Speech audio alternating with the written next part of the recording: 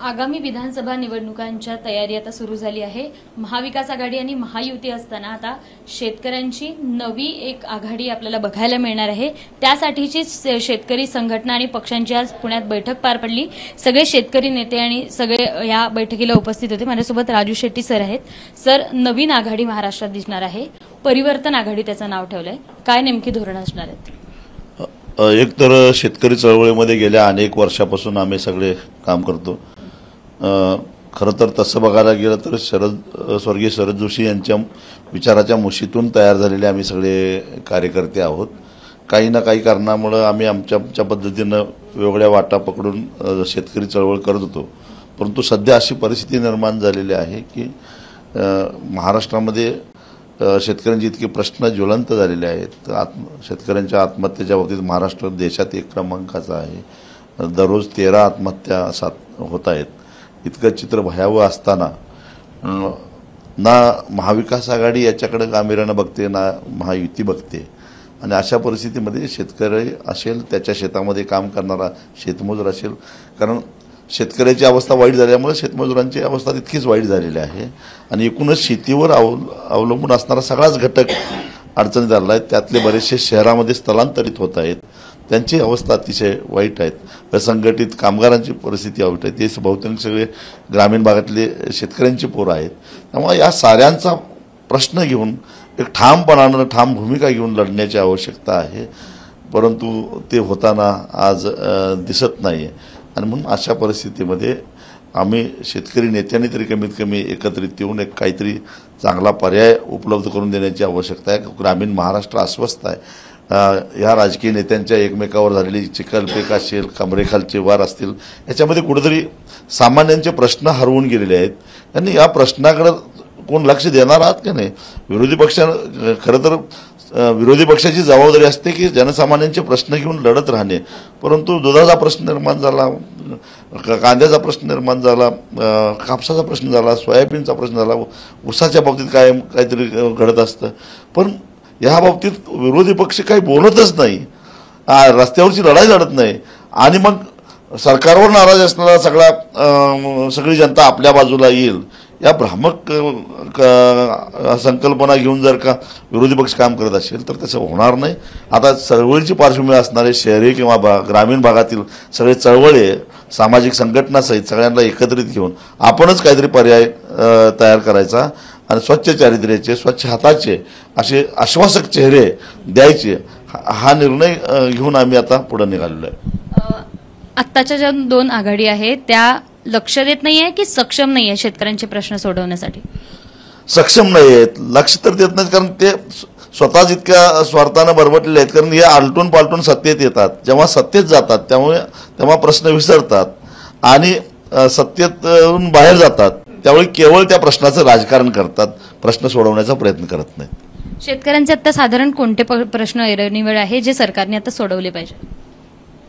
आता 75 वर्ष झाले ना सोडवता, आता कोणतं सोडवायचं राहिले? आता विधानसभेच्या निवडणुकीत आम्ही जी काही परिवर्तन आघाडी केलेली आहे त्याच्यामध्ये राजीव भाऊनं सांगितलेलं सगळा महाराष्ट्र हा अस्वस्थ आहे।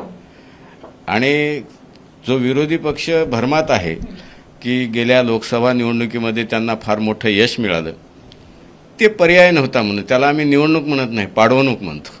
लोकांनी पाडवणूक केली कारण बीजेपीच्या विरोधात रोष होता म्हणून।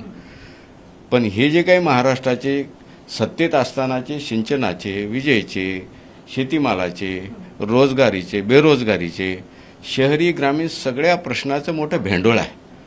आणि हे सक्षमपणे सोडवण्याची ताकद ही आमची परिवर्तन आघाडी निश्चितपणे करेल, हे आम्ही महाराष्ट्राला आश्वस्त करू। आणि 288 जागावर आम्ही सक्षम उमेदवार देऊ। आणि या निवडणुकीमध्ये कारण त्यांच्याकडे काहीच नाही ना, आता या सहाही पक्षांचे माणसं मुख्यमंत्री राहिलेलेच आहेत कधी ना कधीतरी, पण त्यांच्या कार्यकाळामध्ये या कुठल्याही प्रश्नाचा निवाडा झालेला नाही। आणि इतकं संपन्न राज्य, देशात एक नंबरचं आत्महत्याग्रस्त, हे फार लाज वाटते आम्हाला त्या विषयाची। पण काही असो, हे सगळे राजकारणातले आहेत, चळवळीतले नेते आहेत आणि या सगळ्या प्रश्नाची जाणीव ठेवणारे आहेत.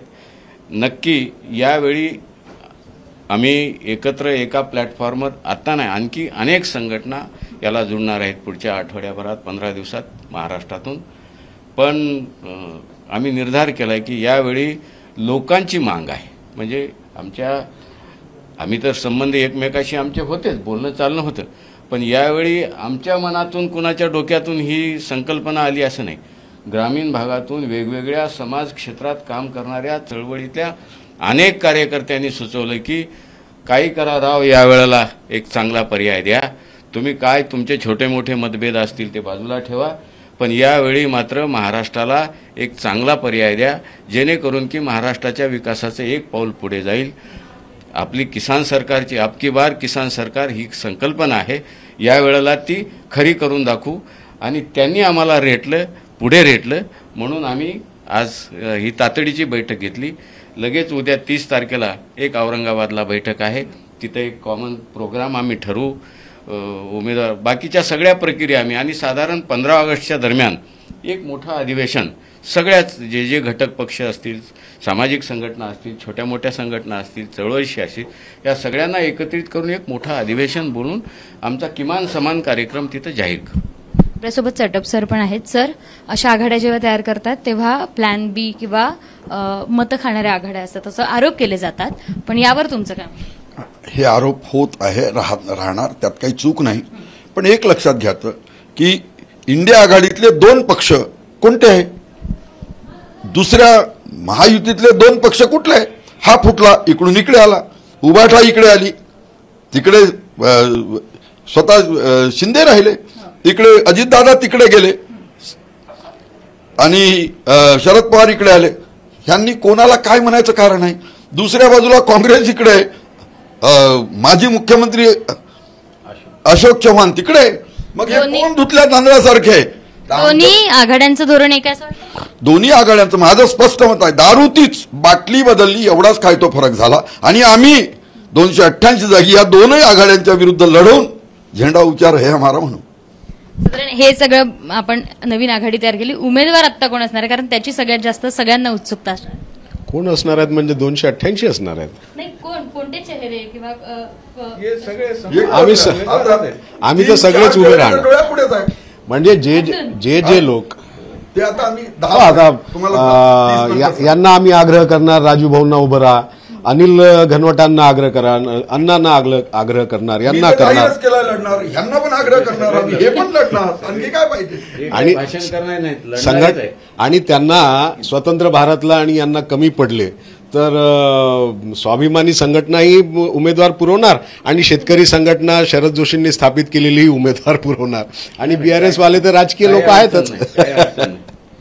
अबकी बार किसान सरकार म्हणून हे सगळे एकत्र आले आहेत आणि यंदा विधानसभेच्या निवडणुकीत राज्यात तिसरी नवी आघाडी आपल्याला पाहायला मिळणार आहे. कॅमेरामन राजेश बिडकरसह शिवानी पांढरे, ABP माझा, पुणे.